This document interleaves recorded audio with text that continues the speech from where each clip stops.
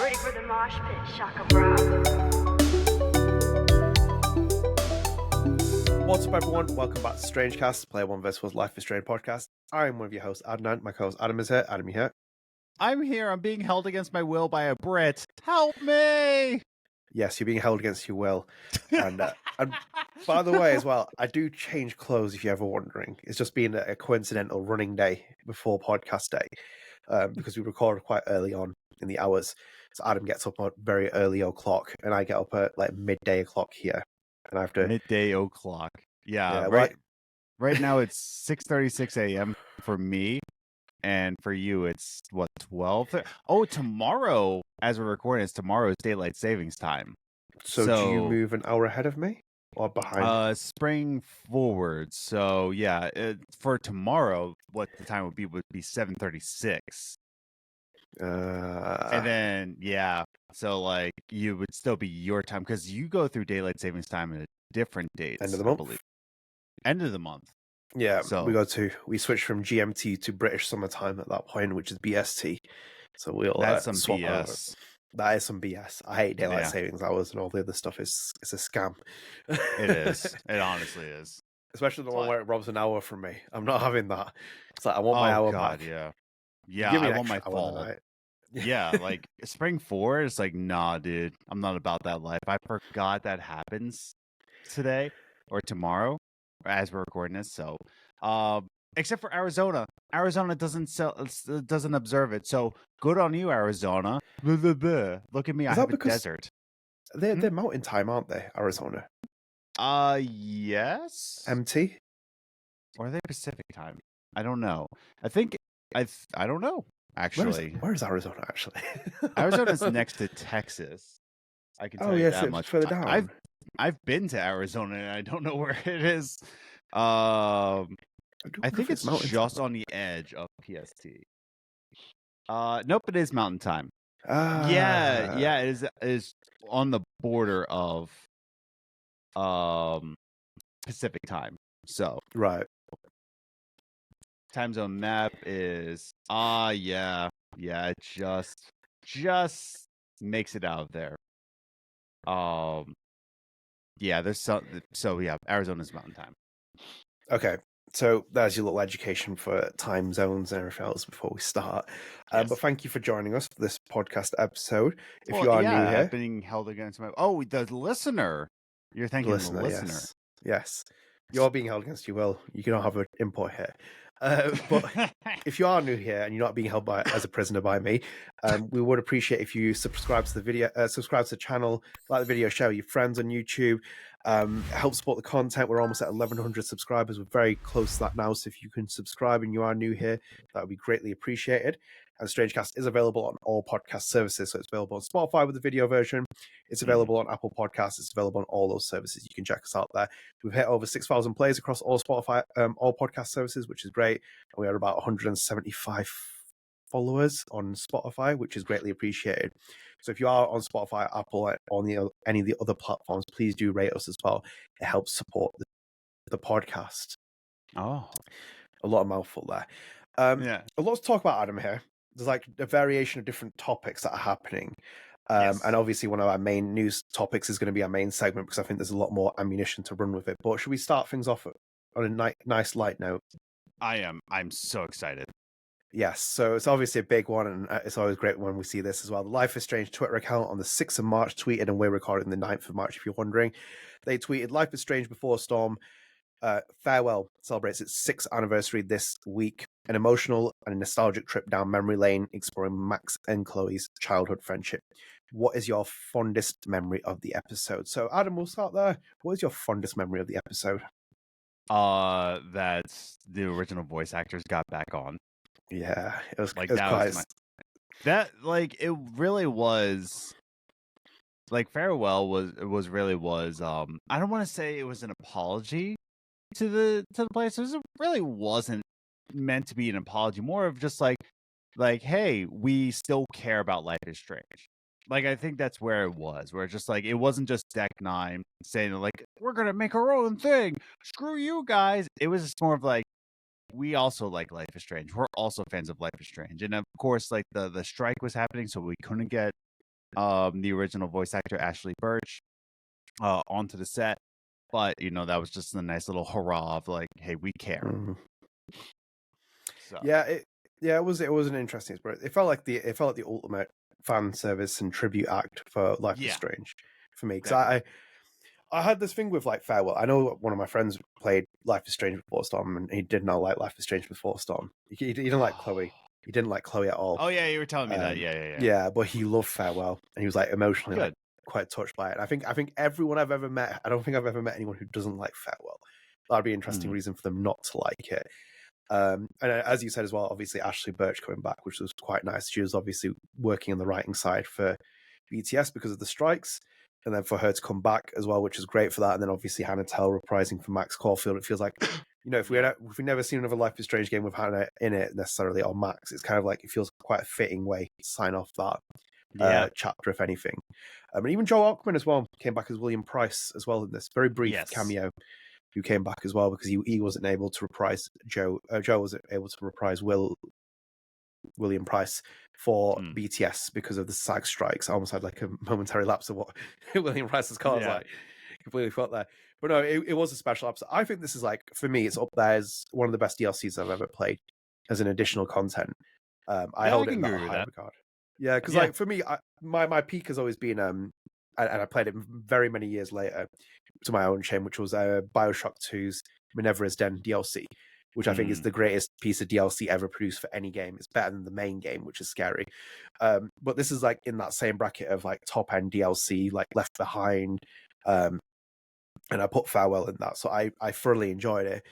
Yeah, it's quite surreal. I think it depends on when you play it in your life as well, especially if you're in like our years as well as the millennials and the zillennials and the older people, as we call it. It's quite an experience, and it's very innocent as well. I think the way that you kind of see this story. But great piece of DLC that they've created around Life is Strange. It's a surprise they never actually got around to doing something like this for other games. I think Wavelengths is an interesting entry, but it didn't have the same beats as this. I think everyone was universally like, whether you liked Deck 9 or not, whether you liked BTS or not, I think like universally it was like, oh, actually Farewell is really, really good. It's like a really enjoyable experience. Yes. And I think for both DLCs, like I think Deck 9 was hit with, at the time, it was hit with both unfortunate events. Like for this one, it was the SAG strikes, and for Wavelengths, it was the pandemic that kind of really trifled with development time. So, there's just a lot of different things that were going on. Unfortunate circumstances, let's just say. Yeah. See, do you know with Farewell as well, and the light tone that it has, that's what I always wanted like Last of Us Left Behind to be like. You ever play that DLC? Yeah, of course, yeah. Yeah, so that's what I always want that DLC to be like, because there was always those great moments between Ellie and Riley, I think she's called Ellie and Riley, where they're like, they're kind of like having those like moments in the mall, but then they intersplice it with combat and try and like shape up. I'm like, you don't really even need that.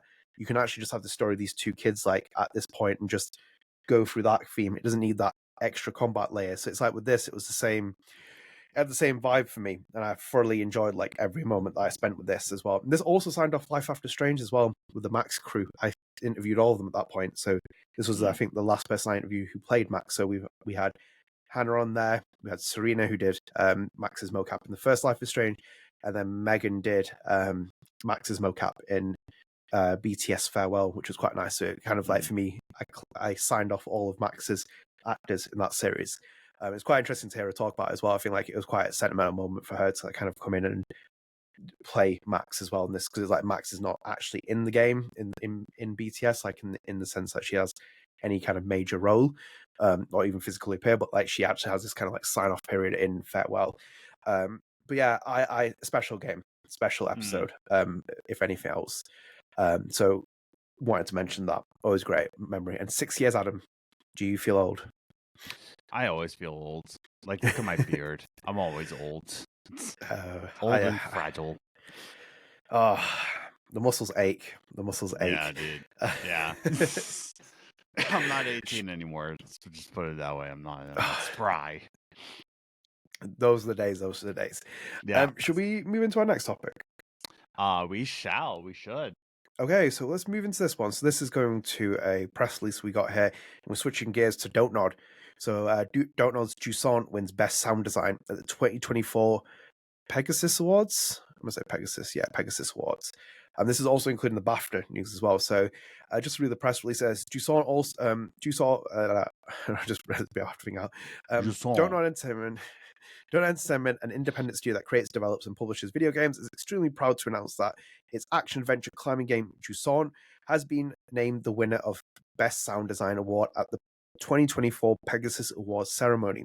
The Pegasus recognizes and celebrates French excellence in video game, and Don't Nod is honored to take home this award. The entire company is very proud of all the talent that contributed to the creation of Jusant. I would also like to recognize the invaluable work of collaborator and composer Gomu Ferran. I'm going to say. Oscar Gilbaz, CEO of Don't Nod, said, and I quote, "We are proud to have been nominated in the Best Game Design, and Best Sound Design categories at this year's Pegasus, alongside a multitude of fantastic French games and studios.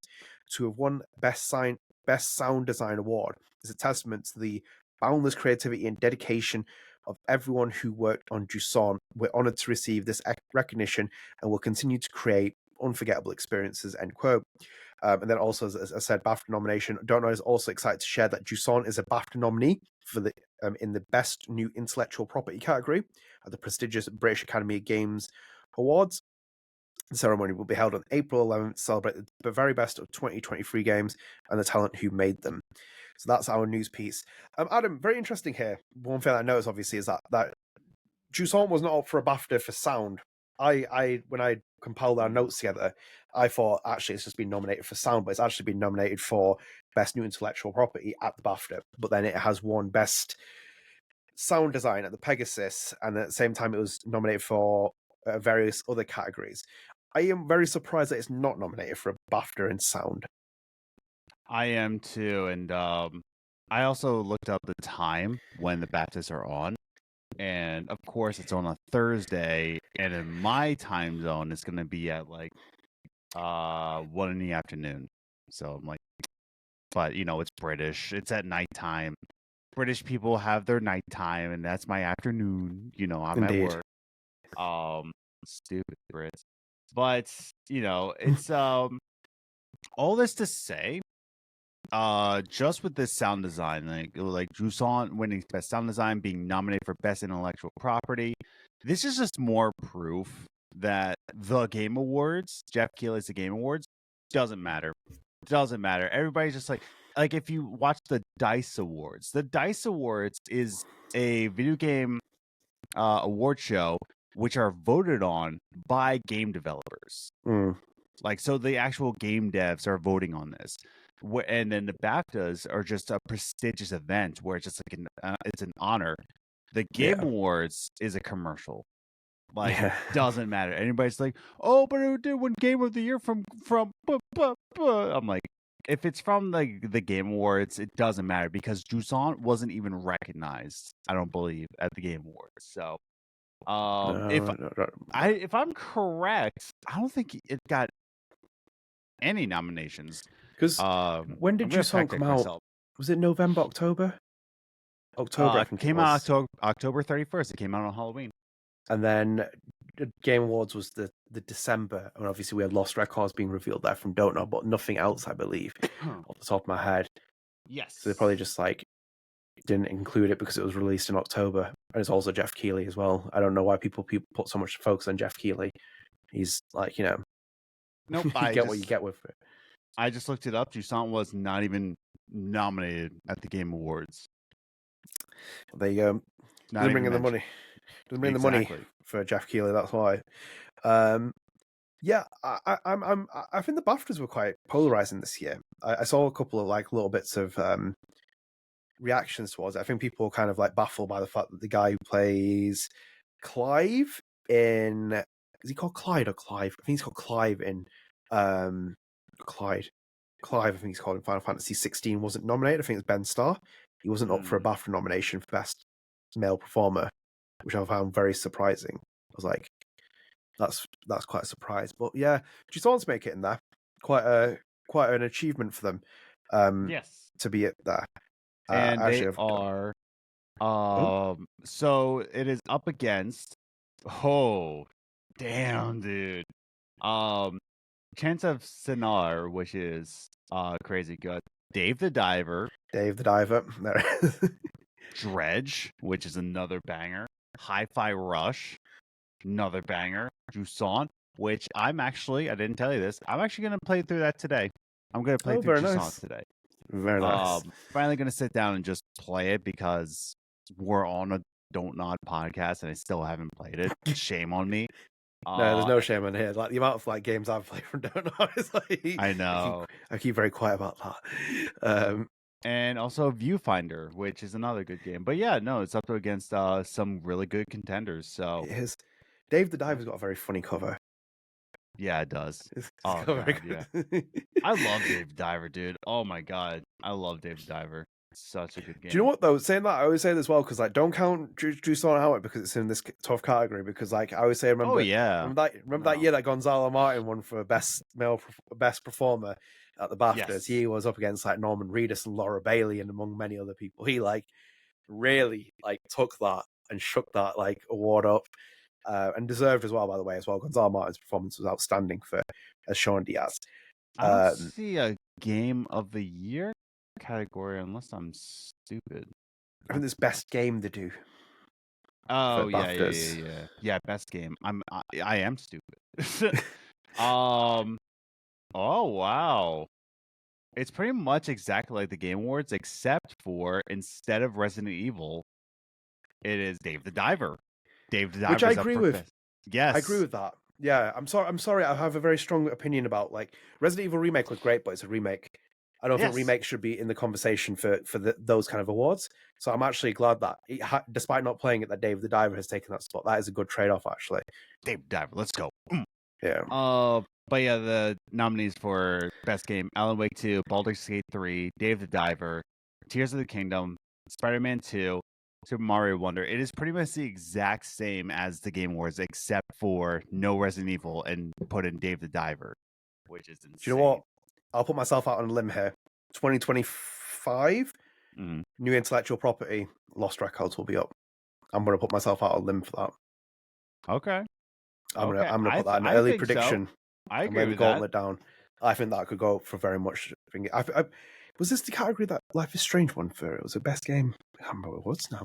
It won a BAFTA, which is big. I should double check that most time. Yeah. Yes, definitely. While I do that, let's look up the British game. British game is Cassette Beast, Dead Island 2, Disney Illusion Island, Football Manager 2024, Viewfinder, Warhammer. That is some crazy, insane games. Holy crap. Didn't know half of them were British. Yes. Like Football Manager. Oh yeah, Football Manager's always. But yeah, Life is Strange. Yeah. Did we win for games? Oh, did we find it yet? No, I'm looking for BAFTA Life. Yeah.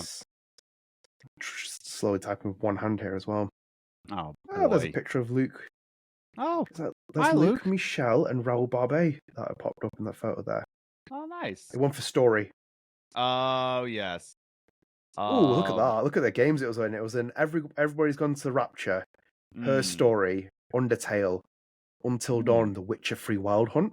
Ooh, really? Damn. Yeah, that's insane.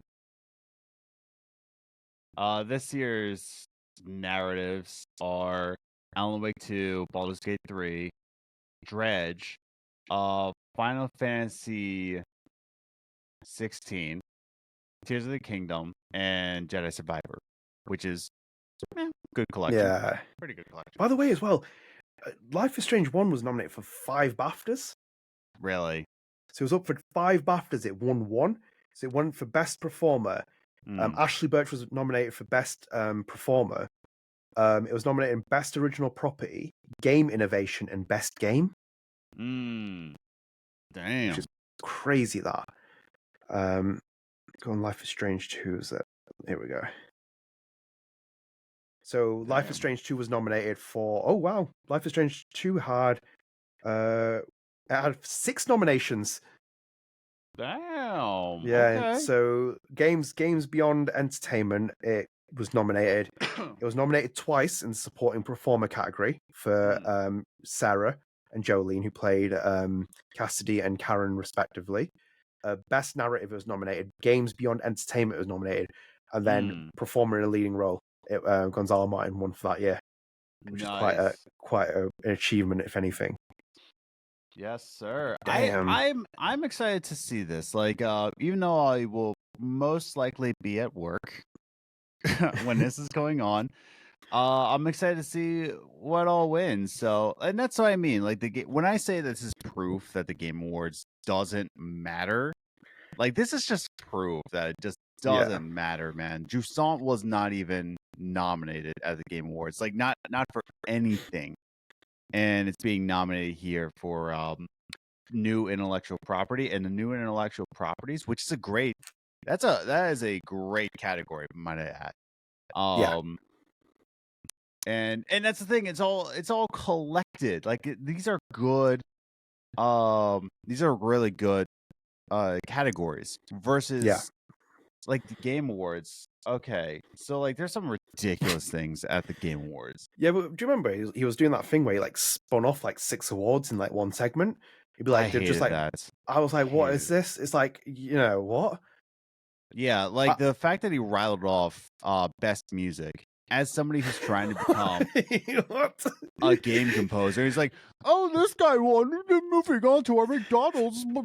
I'm like, "Screw you, Jeff." It was a horrible format, by the way. The 2023 Game Awards, awful. I think it showed how poorly constructed that show is, and where he needs to like reel it in. Like content creator of the year, who cares, dude? And then like 1, 2, 3, 4, 5 esports categories. So American. Well, I've seen the discourse around Jeff Keighley in the layoffs at the minute, doing the industry.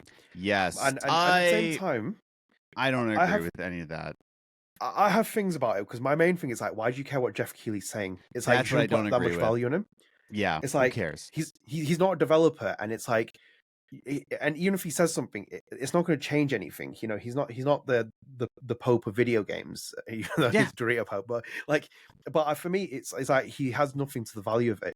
So it's more about the developers talking about it, and the developers should spend more time in like the DICE Awards and the ceremonies which acknowledge them more as developers. It's like you guys need to focus more on yourself, like in terms of at these award ceremonies that celebrate you and show you more instead of a commercialized event, which is what the Game Awards is. Exactly. So I find it a bit weird when people kept saying, "Why is he not tweeting about it?" It's like, obviously he's not going to tweet about it because he gets like, he's got like buku bucks from like not talking about it, And that's the thing. Like that's where I don't agree with it. Like just like we said, like everybody thinks he's the Pope of video games, but he's just not. Like why are we caring so? We should care more about Greg Miller. Greg Miller is more the Pope of video games than Jeff Keighley is. But who am I to say? Well, I have very mixed feelings about Greg Miller as well, but we'll leave that as a different one. Yeah, he there's a lot of contradictions there. I saw it with the coverage that they did on the Insomniac one, where they were like, "We're not going to cover any of the leaks," but then it's like you've covered all these leaks that happened from the past in Capcom. Yeah, it's like, hang on a minute. Yeah, wait, what? And then it's also a bit of a conflict of interest because he's in the Spider-Man games with. That's where I've always said, like, you have to draw very careful lines with things. Mm-hmm. That's why we've always spoken about in the last 3 years in this podcast. Would we ever put Lost Records Bloom and Rage review video out, and I couldn't sit there and be like, well, I have inherent bias here, inherent bias. I would very much openly say that to you. It's like I'm not going to ever let anyone come on here and be like, I think it's the greatest thing since life. It could be, by the way, but my opinion is inherently biased about that. Like it's just never going to be neutral. Like so, you have to be very careful with it. But yeah, I'd give him credit. He has done more for it, but there's still question marks I have about him. It's like I don't think anyone can really be as pure blooded as they try and be about it, because there's so many different lines with it. But anyway, by the way, let me just remind it as well, because I've got it on page here. BAFTA Gonzalo Martin for performer in a leading role. Yeah, these are the nominees Yes. he won in the BAFTAs. And he always needs to remind people this. Laura Bailey as Kate Diaz in Gears 5. Courtney Hope as Jess Faden in Control. Logan Marshall Green as David in Telling Lies. Gonzalo Martin as Sean Diaz in Life is Strange 2 episodes 2 to 5. Barry Solon as Captain Price in Call of Duty Modern Warfare, and Norman Reedus as Sam in Death Stranding. That is like such an insane category, and he won that year. That's just testament to how great that performance was, and a truly deserved BAFTA win as well. I think they should have won in the supporting category as well, to be honest. I'm surprised that was such a shame that they never won the BAFTA in Best Supporting, because I think that was probably one of the strongest dynamics for Life is Strange 2, which was the character interactions. But yeah, damn. Good show. Yes, absolutely. Bloody hell, top class. Football for life. Anyway, should we move on to the next segment? Right. Yes. Okay. Yeah. So this is a bit of an interesting piece of news, and Adam, let me just read this to you as well, because there's a reason why this was included, and I need to explain it as well. So this was from a comment on the last video. So this is from Dido in Arrow 8846. So I wanted to address this with the news segment as well. So they put I kind of expected you guys to cover the report made by French Video Game Worker Union SJTV about serious issues happening in the behind the scenes at Don't Nod and how behavior could affect the company in the future. Deck Nine's recent layoffs are a bummer, as many other companies before them, but at the same time, I feel it's only a matter of time before Don't Nod does the same. I would also like to add that both Adnan and Adam should take their hearts in peace about Max and Chloe not quote-unquote belonging, end quote, anymore to the original creators. Michelle Koch and the other Don't Nod devs, Don't Nod, probably already knew what would have been the fate of the franchise by signing the contract to give the IP rights to Square Enix for publishing, and they acknowledge the Life is Strange franchise has grown beyond their original vision, which is originally conceived as a standalone game. So firstly, thank you for the comment. Let me just clarify something here. Yeah. So the reason why the news report wasn't in the originals, for context, and if you're wondering, I do the show notes. So I always build them up, I send them to Adam, we look over them, establish it. This was in the original show notes.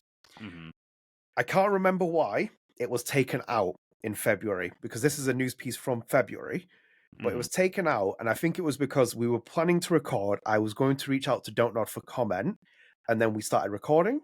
We didn't have enough time for them to get back to me, so I didn't get a chance to email them, and I think it was late moment where I built the notes, and I was like, I don't want to go on the record over here recording this podcast without Don't Nod having the opportunity to respond to it, because then it puts us in murky waters legally, etc., all that other stuff.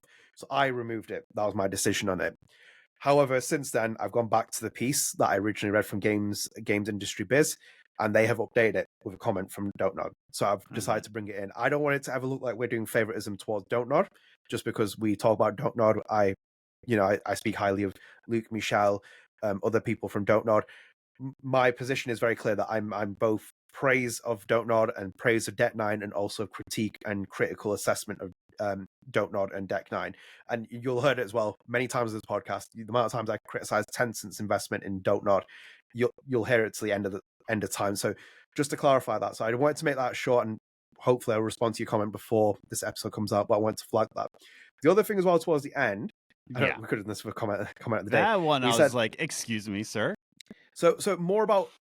I get what you mean. The way that I interpret it, just to let you know, in the last episode, it's more about the fact that I know that they can make games about Max and Chloe, and I've made my peace with that. And as you said as well, Michelle Koch has spoken about in interviews, and same with the other Don't Nod devs. They've made their peace with the fact that Square Enix can basically do whatever they want. They have the license for the IP, they own it. My kind of grievance in that episode when I was doing it was why are we going to Life is Strange Aperture now, or Life is Strange whatever it's going to be with Max and Chloe, when you had ample opportunity over the last 9 years to do it, including when you had a Don't Nod team there. Whether the Don't Nod team wanted to make the story or not, you still had a Don't Nod team there. And I feel like you're basically going to do more devastation to presumably Deck Nine or another developer by making Max and Chloe come back, when you're basically trying to move the series forward with Life is Strange True Colors, for example. That's where my response to that the fact where you said Max and Chloe not belonging anymore to the original creators. It's just about the fact that I'm like, really? It's like, are we going back to this now? It's like it's such a left field turn, like after everything that's happened. Like you're kind of like, I'm like, because the way that the series is positioned, especially with Life is Strange: True Colors, it's almost like they want it to be like, oh, this is going to be Deck 9 that's going to be doing it now. And Deck 9's had all this time to make its original creations. It's had its own original characters.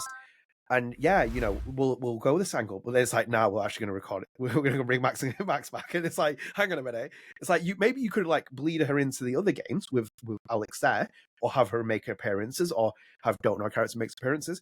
But that's what I stand on it. So just kind of like clear that up on the last podcast. It's not about me being like, oh, this is happening, etc. It's just more about my grievance is the fact that yeah, it could happen, it will probably happen, it might happen, etc. But it's more about the fact that it's like, why are we doing it now? Like 9 years on, it's like, if you're going to make that sequel with Max, it's like, after everything that you've done with moving the series in a different direction, and Max comes back in this role, it's like, I'm like, okay, yeah, interesting.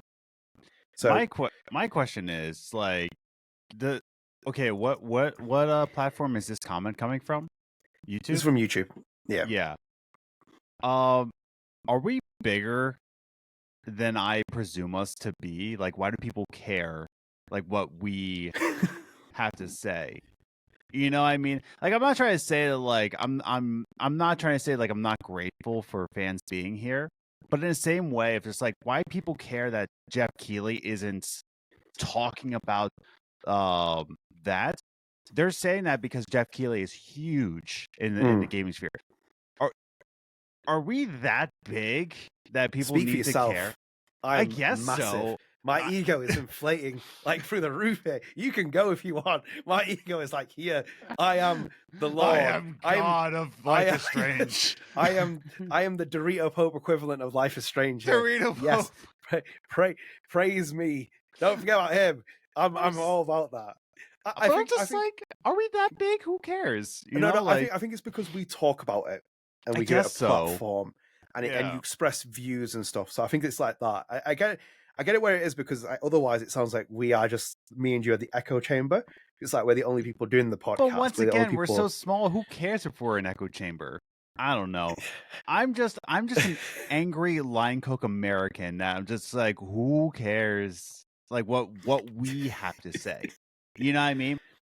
I like it though. Do you know what? I'll say, Adam, I like that comment though. I think it's quite an interesting. I think for me to like, see the. On that person's point, can you remind me the commenter's username? Yes, let me pull this up. It was Dido in Arrow 8846. I'm gonna call you Ditto, but like Mr. Ditto. It was Ditto. Ditto, yeah. Like I agree with Ditto here. Like I do. Like I agree with the incentive that like this should be talked about more. But to say like I'm surprised they haven't talked about that, I'm just like, we're gonna get to it, dude. Like chill. The phrasing was kind of expected. So, but I get what they're saying though as well, because it wasn't last month.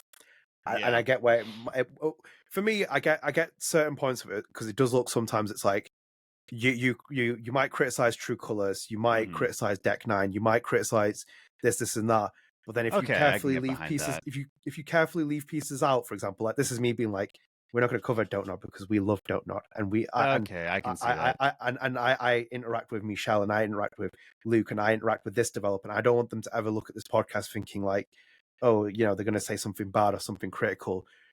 It's that conflict of interest. You know, we were talking about Greg Miller a minute like ago. The fact that Luke is my uncle, like, that's kind of that's where the beard comes from.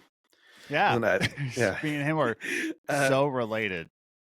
Two white guys with beards. For the record, we're not related. So no, we're not.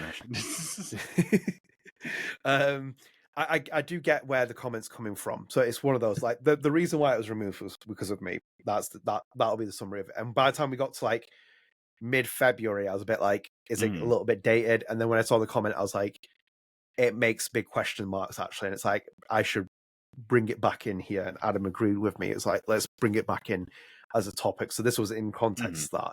So we will cover it because it was interesting. And also as well, for me as well, it was very, very difficult to read as well, because I was like, it's very surprising of Don't Know of all studios kind of be like flagged into this. So yeah, I can get behind that statement. It's like it's inconsistent with what we talk about. Like, we talk about so many other people, but we didn't talk about the Don't Nod flagging. Okay, I can get behind that. Sorry, Ditto. My bad. As an American to probably another American, maybe? I don't know. I don't know what our audience is.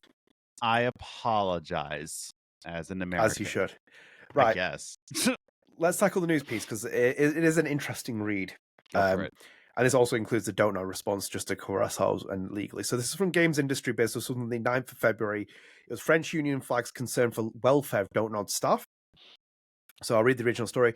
So it's French union STJV has said it is concerned about the welfare of employees at Life is Strange developer Don't Nod, in part due to alleged erratic organization, but also to the studio taking on projects than it can taking on more projects than it can handle. The union laid out the issues that it has reportedly discovered in a post on its website, which elaborated on problems with the studio's organization and its communication with its workers. The body claimed that, based on conversations it has had with the staff, the studio is known to change its deadlines frequently, give contradictory information to teams, and move staff from team to team with no clear goal. As of October 23rd, Don't Nod has 8 titles in the pipeline. For example, it's claimed the studio disbanded the Jusant production team after the game failed to meet commercial expectations, moving the team members onto other projects, but many ended up without any work for more than 2 months. The union added that the breakup of this team was a sudden decision, as quote unquote sudden decision, end quote, that Don't Nod failed to justify to the company's Social and Economic Committee, CSE, an internal organization representing a company's workers. Similarly, the team on the upcoming Banishers was allegedly only informed that the game's launch was being pushed from 7th of November 2023 to 13th of February 2024, just 30 minutes before the public announcement. Wow. The STJV said it is concerned about the psychological and social impact for Don't Nod's workers, as it's being informed of needing to be signed off work or suffering from increased stress.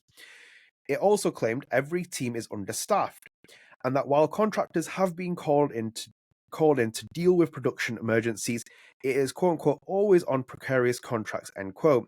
The union wrote, and I quote, "This situation is a danger to the health of workers and imposes enormous pressures on teams who are increasingly struggle to meet deadlines," end quote. The STJV claimed that Don't Nod management has refused any direct communication between the union and staff, adding that it is relying on a notice board at the studio to inform 300 employees about any work matters, despite 75% of employees being fully remote. The CSE, which was elected in June 2023, is also reportedly having difficulty raising these issues due to lack of communication between workers and management. Employees suffering so badly they need to take sick leave or quit the studio, and obstacles to informing employees of their rights.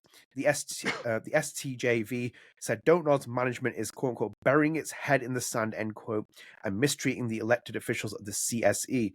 So Games Industry Biz has reached out to Don't Nod for comment, and also as well for just clarification. If I'd reach out for Don't Nod for comment, they probably wouldn't respond. I think it's more because we're not that big. We're like, nobody cares what we have to say or report. Speak for yourself. I am massive, as I've said before.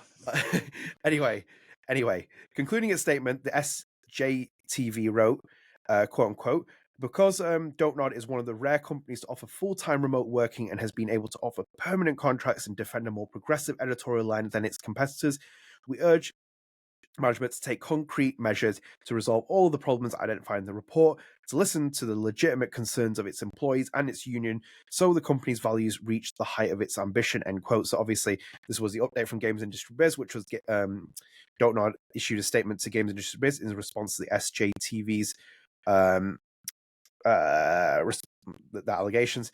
Don't Nod said, and I quote, "The allegations of staff being quote-unquote regularly mistreated, end quote, do not align with our company values and culture. We prioritize creating a supportive and inclusive work environment where every individual is treated with respect and dignity. We want to emphasize that these allegations are taken seriously internally. We maintain a continuous dialogue with our employee representatives and open channels of communication to address any concerns by our team members. We remain committed to upholding a supportive and inclusive environment for all." The statement concluded, and I quote, "We understand the importance of transparency and accountability, and we are committed to addressing any issues raised constructively," end quote. That's the article. Okay. So there's two sides to this. Ooh, There are two sides to this. please talk. Yeah, I'm very tired of reading that. One, we have to understand that the reason why this is being reported on is because this is the French Union, and what we know about France is that France really cares about their workers, whether you think so or not. If you live in the States, okay, if you live in the United States, in comparison's sake, France cares about the workers, and that's the only reason why we're hearing about this, right? So first and foremost, that's why we're hearing about this, because if you ever read either one of Jason Schreier's books, and he's coming out with a third one, I forget what it's on, but he's coming out with a third. If you read Press Reset, things like this happens in the game industry more than you want to think. Not that more than you think, more than you actually want to think. If you read Jason Schreier's article when he was still at Kotaku, I believe it was a Kotaku article. I'm not sure. It might have been. Yeah, I think it was Kotaku. Yeah, back when he was still on Kotaku, not on where is he at now? I can't remember. Bloomerang. Yes. Yeah. I don't think it was a Bloomberg article. I believe it was a Kotaku article where the development of Anthem, like, it made people take sick leave because they didn't want to be there. They came into the office, and as soon as they came into the office, they went into the closets to cry because of how, like, insane it was. Ubisoft right now, there's reports of the Inner Circle, where the Inner Circle is made up of Yves Guillemot, who is the CEO, Yves Guillemot's like relatives, and allegedly physically abusing women within Ubisoft's walls. Allegedly. I have to say that for legal reasons because this is going on the internet.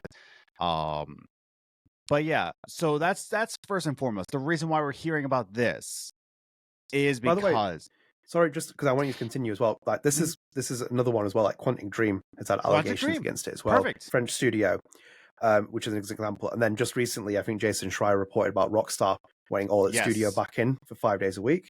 So I'll let you continue just to kind of like highlight that it's just not a one-off thing, but continue. So things like this does happen. And the reason why you're hearing about it, because that's why video game, like, nobody wants to become a developer right now because of situations like this. However, looking at what Donut's doing, listen, man, in comparison's sake, okay, if you ever worked in a white collar job, things like this happens all the time. I don't really think like this is abuse. Now, what we'll get to later is abuse, and it sucks. But when it says it like working managers, despite have refused any direct communication with union and staff, like they are. What's abusive is that like they're trying to flag any unionization in France, and if you know French history, French people don't really get down with that, with non-unionization. So that's the abusive part. But for people like to say that like Jusant's production team, they moved studios. The worst part is that some of them didn't find work within 2 months. So it wasn't like a clean move. That's the abusive part. Not that they were like Jusant's production team didn't meet standards, so they were moved to other teams. Right? That's something that happens all the time in any kind of white collar work. What sucks is that it wasn't a clean move. That's the abusive part. Now the abusive part for banishers, right? Because they probably didn't get paid for that. I imagine once you release a game, you get paid bonuses based on review codes, and now you have to wait a few more months for those bonus checks. A lot of this happened 30 minutes before the announcement, so they probably already like budgeted for that bonus like a lot of times. So it's one of those things where just like it happens and it sucks. It does happen and it does suck, but we have to look at like the broad scheme of things that like businesses operate like this all the time. Yeah. But when we look at Rockstar and like being glad that they work 100-hour weeks, or Ubisoft like allegedly abusing women in the workplace. You know, and even like, let's talk about Bobby Kotick and what he's done to workers, or let's talk about Randy Pitchford. Randy Pitchford, Or Randy Pitchford. yeah, the poor Randy Pitchford. When Borderlands 3 came out, right? Every single Gearbox game, like, workers would get these massive bonuses based on these codes. Some of them had bought like houses, like down payments for houses based on these bonuses. And once Borderlands 3 came out, and a lot of people were budgeting for this thing, like they said, like, we can do this, we can do that, because it has been his thing. Randy Pitchford came out and said to all the workers, "You're not getting bonuses, and if you don't like that, you can leave." That's what he said with Borderlands 3. So I want to say it can be worse, but just because it can be worse doesn't mean that it's not right. But I'm saying is that it can be worse, and businesses operate like this all the time. It's the amount of things. But again, this is based on French unionization, and French people are not down with that. In fact, there was riots when they tried to raise the retirement age from 65 to 67, and they were not okay with that. So that's all I have to say. No, it's all interesting because, like, even as well, when you said about the people putting like down payments for houses, you had to think as well when we had like Stefan Frost on here and he was telling us about his journey about moving like different places to get into the game industry. Like, people do that, they move and then they get sacked or they get made redundant. It's like, hang on a minute, I've just literally moved across the country for you, and you've like just made me redundant. It's like this. By the way, like, because like people always say to me, it's like, you have such a love for video games, you have passion for it, you want to work in the game, you know, you've worked in games journalism. There's a reason why I never pursued that, if you're ever wondering.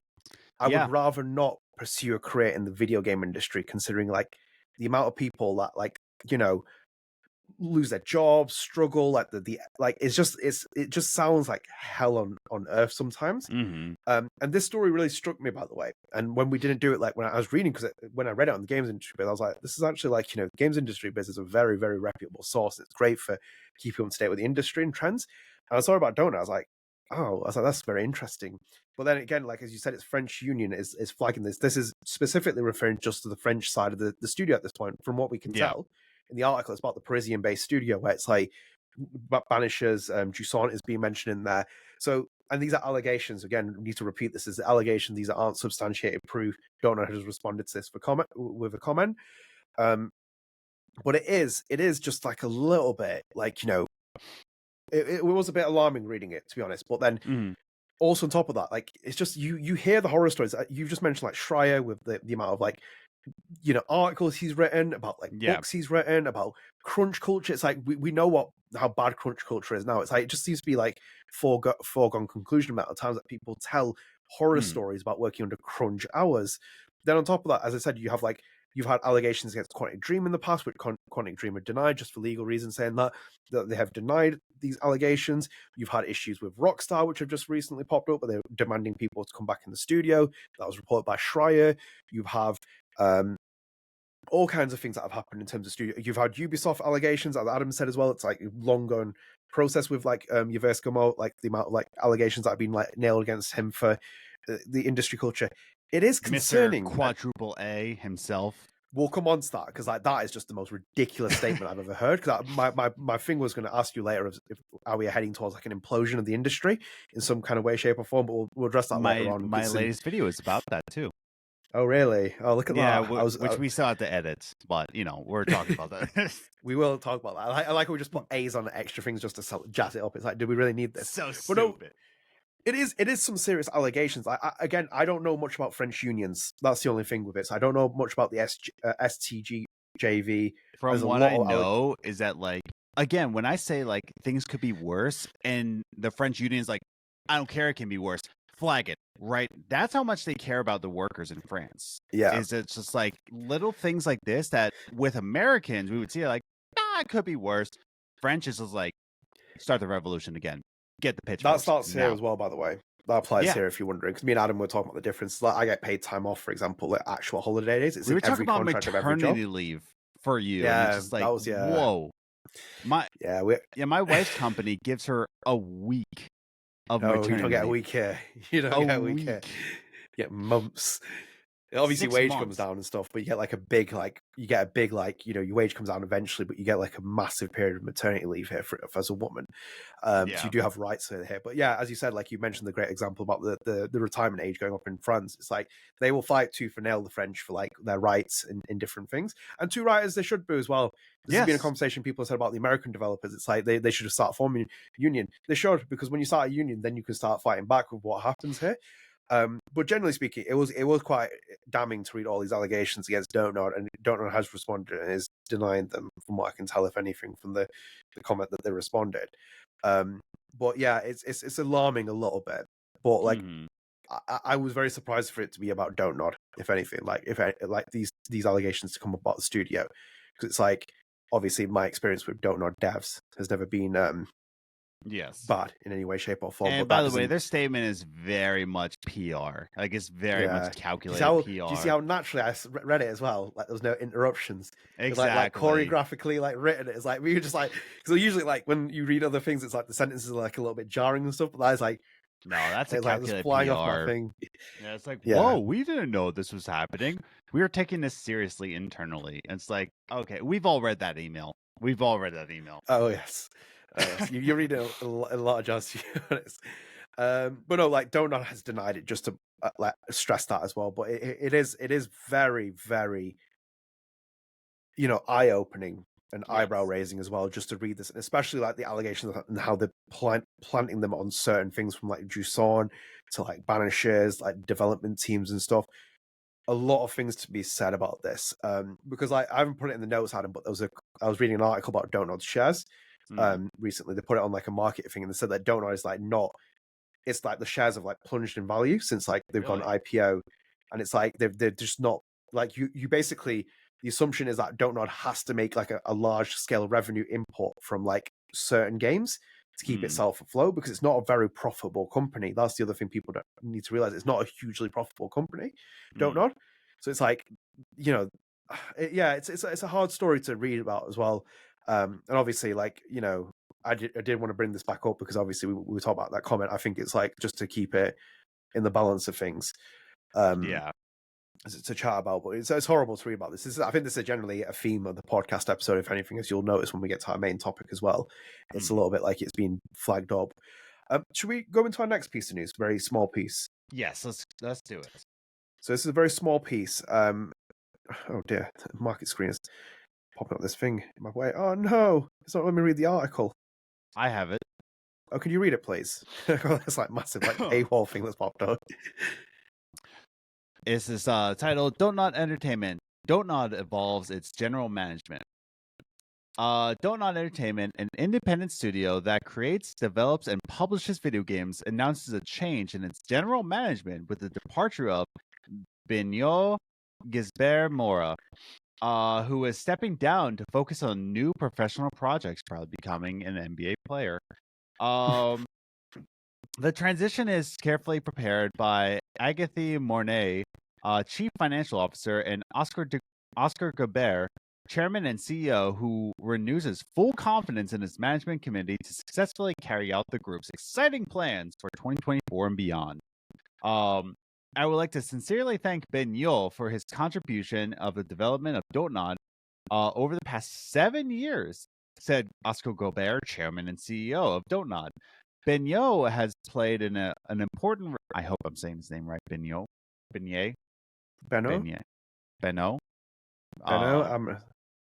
Anyways, Benoit, don't you know, has played an important role in making a studio what is today actively contributing to its financing, structuring, and development. His team spirit, and total commitment have already ensured the smooth transition within administrative and financial department since last autumn or fall, if you're not a psychopath.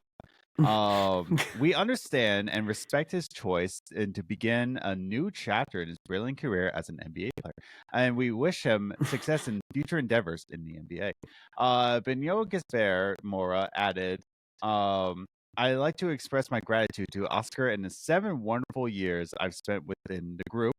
To thank all those who have accompanied me and helped me to progress throughout and will remain a powerful professional experience in the NBA and an extraordinary human adventure. I'll always keep a close eye on Donut's success and grateful to have had the chance and work with talented people.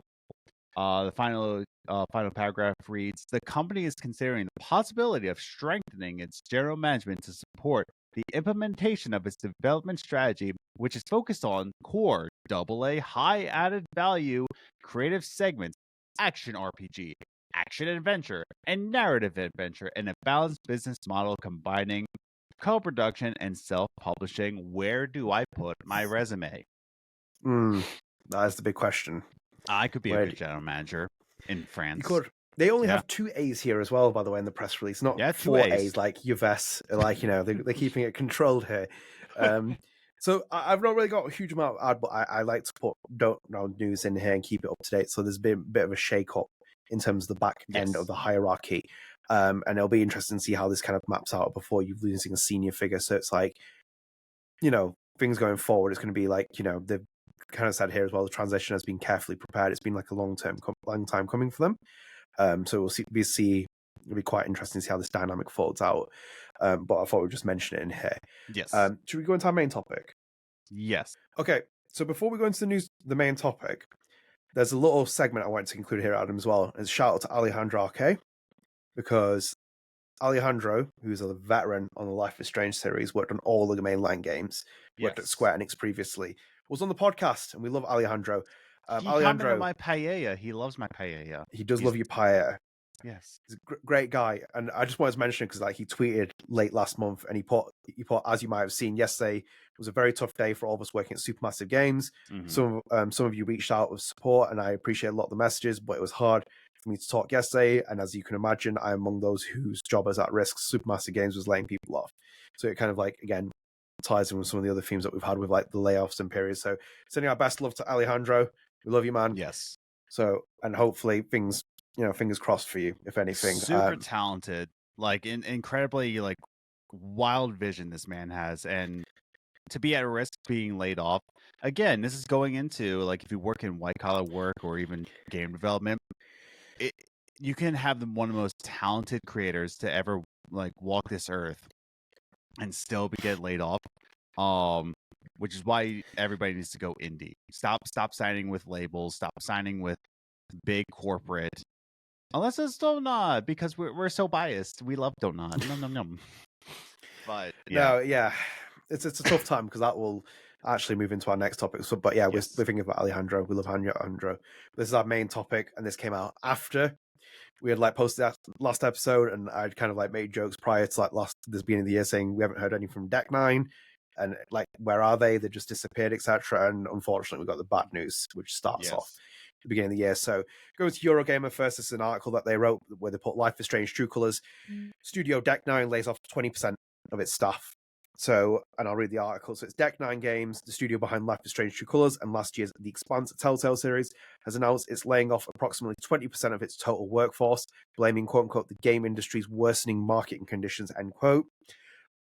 Deck 9 is perhaps best known as the current steward of Square Enix's supernatural narrative adventure series, Life is Strange, having created 2017's Life is Strange Before Storm, 2021's Life is Strange True Colors, and a remaster of series originator Dontnod's acclaimed first installment in 2022.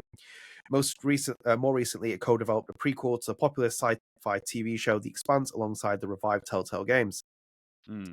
Deck 9 confirmed its decision to lay off a fifth of its staff, likely around 30 employees based on its most recently shared headcount, in a statement on social media writing, like many others in the game industry right now, Deck 9 has been affected by the game industry's worsening marketing conditions. Today, we made the difficult decision to lay off 20% of our staff. These people are amazing, talented, and awesome developers.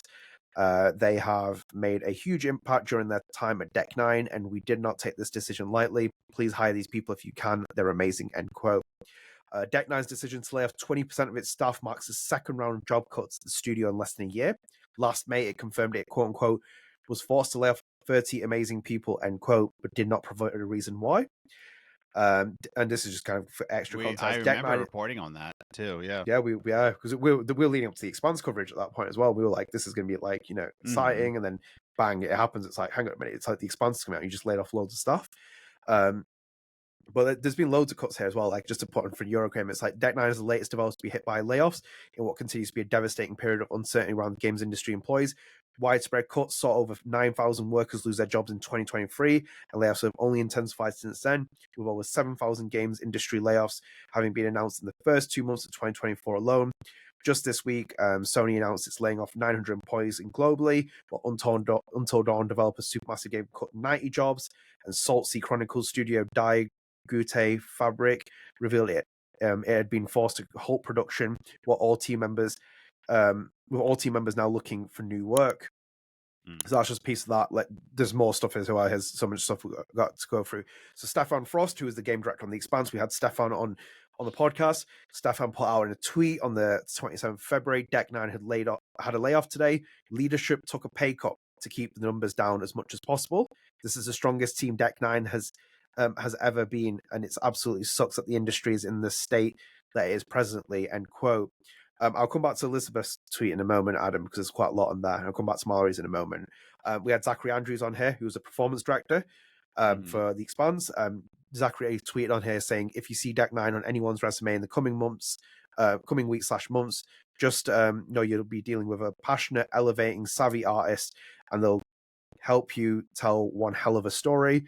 Among the layoffs, JP Cannon said, and I quote, I was affected by the layoffs at Deck 9 and pretty devastated to leave my incredible colleagues. Surreal to be typing this after all the terrible news across the industry. Onwards to a new adventure. You had David Algo, who tweeted saying, Deck 9 was an amazing company to work for. I, unfortunately, was part of these layoffs. If anyone is in need of a QA lead, please reach out.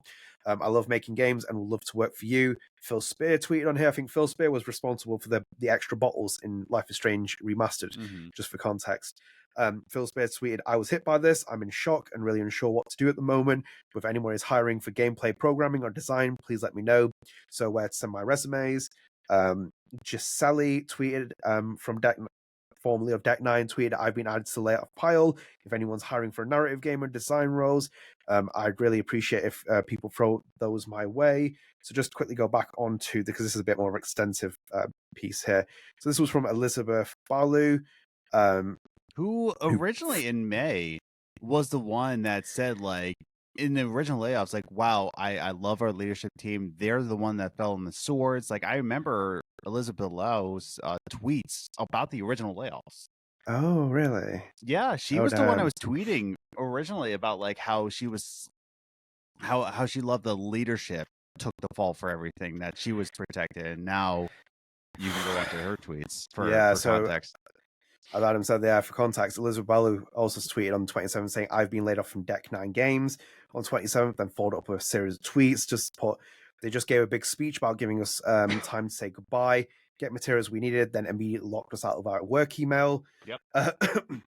Then we are all getting 2 weeks severance pay, including people who worked at the studio for 7 years. Which is wild. Like, that's an American thing. In Britain, no way. Yeah, no, not a chance. Again, continuing the series of threads. Man, what a time this to be happening. My cat has been missing for 2+ weeks. I hope your cat's been found. Really sad to hear that. My OCD is absolutely out of control, and now I'll not be able to pay for therapy because I won't have insurance. Big Roblox hours right now. Again, you lose all your health cover as well. That's another American thing, which is horrible. Thing. Elizabeth continues tweeting update. They locked work emails. I think they got immediate pushback for doing the thing they gave a speech saying they would not do. For anyone who doesn't like that I'm tweeting the details, I don't care, sorry. I think the mechanics of layoffs need to be preserved and talked about, even when leadership says they are sorry, which in this case they did. Yep. Yes, it's true that all the execs, directors, and leads took pay cuts, of course, of about 10%.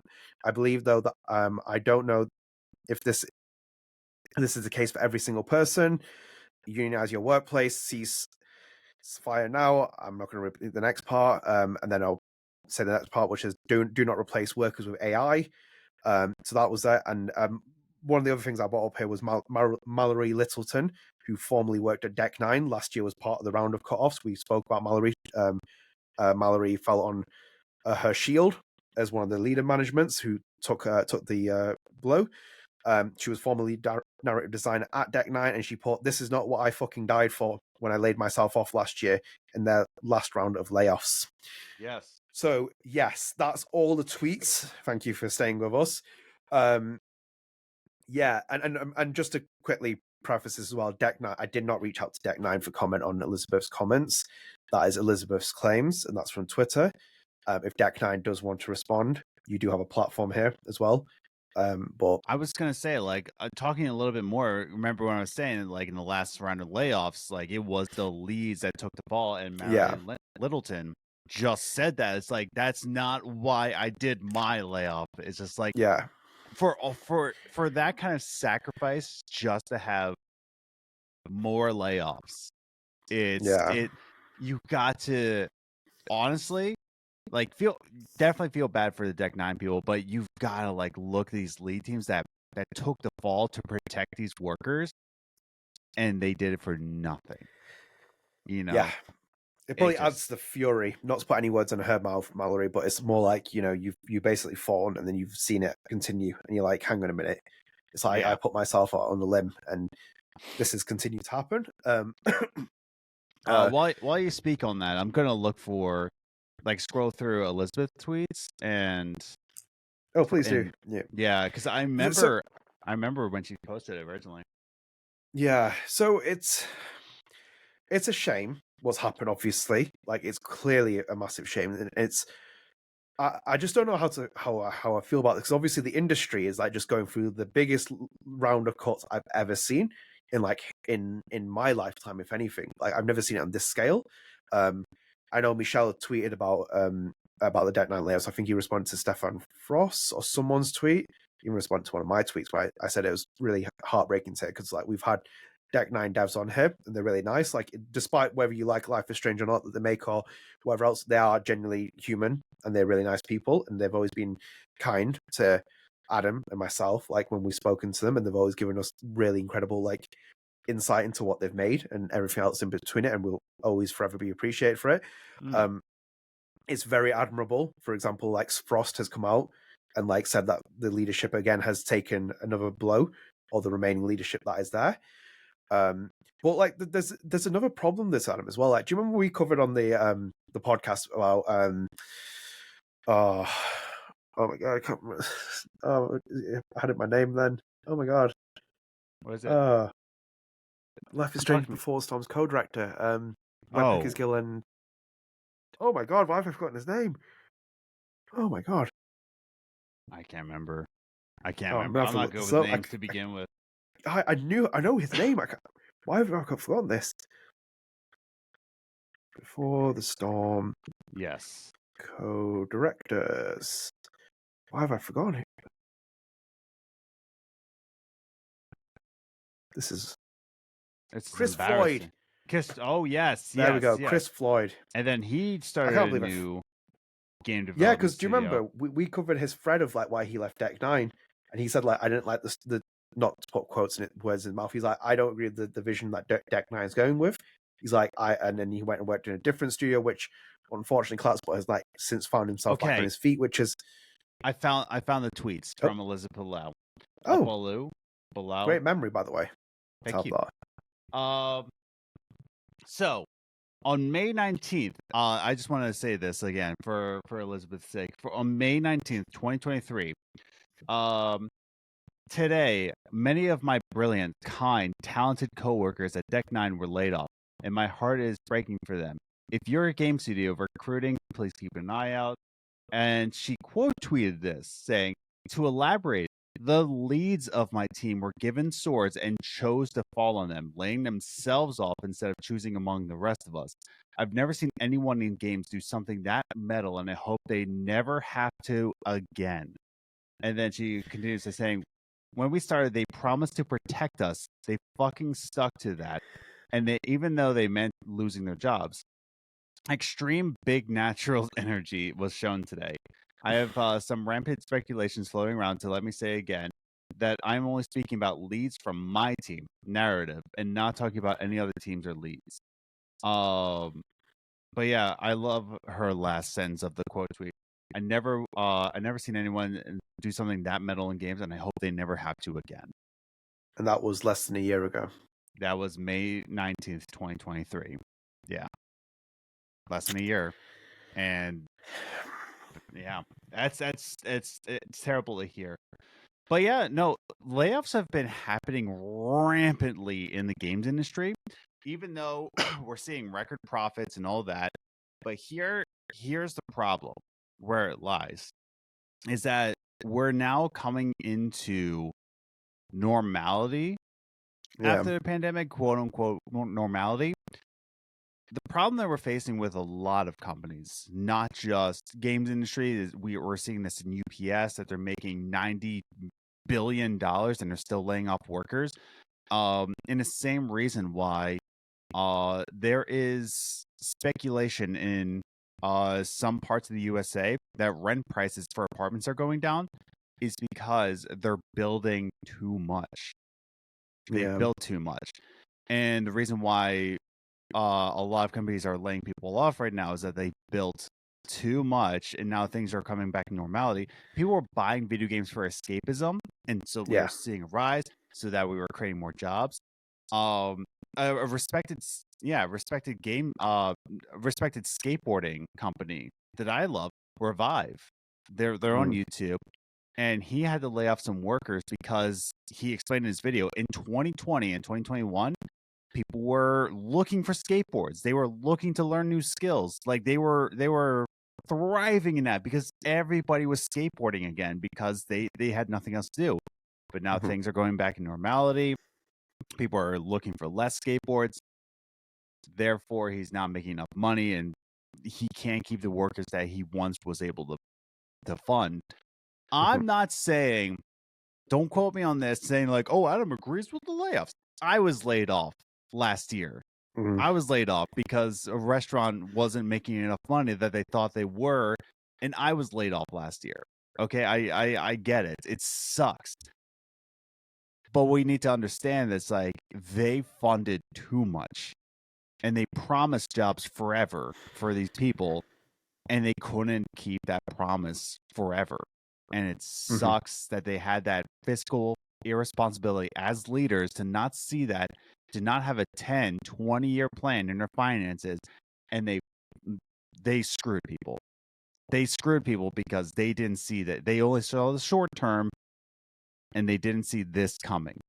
You know, it just to add on to what you're saying as well. This is basically the continuation of what layoffs have been happening. So big tech has gone through this. So Meta, Alphabet, not Apple. Apple's didn't overhire. So Meta, Alphabet, and a couple other companies overhired, and they like basically cut and relentlessly cut. You saw like a Microsoft was the other one. It was like savaging. Microsoft, like, you saw loads of layoffs. They hired with the mentality the pandemic was going to stick around. We are now entering probably the territory where pandemic normality is coming back. I'd probably say starting next year. I think you'll kind of like we'll go back to where we were. More so, if anything, it'll be as close as we can possibly get, being back to like 2019, essentially, back to some kind of normal. You see it with people coming back to the office. People are getting dragged back in for like 2 or 3 days a week. We talk about Rockstar, it's like now come back for 5 days.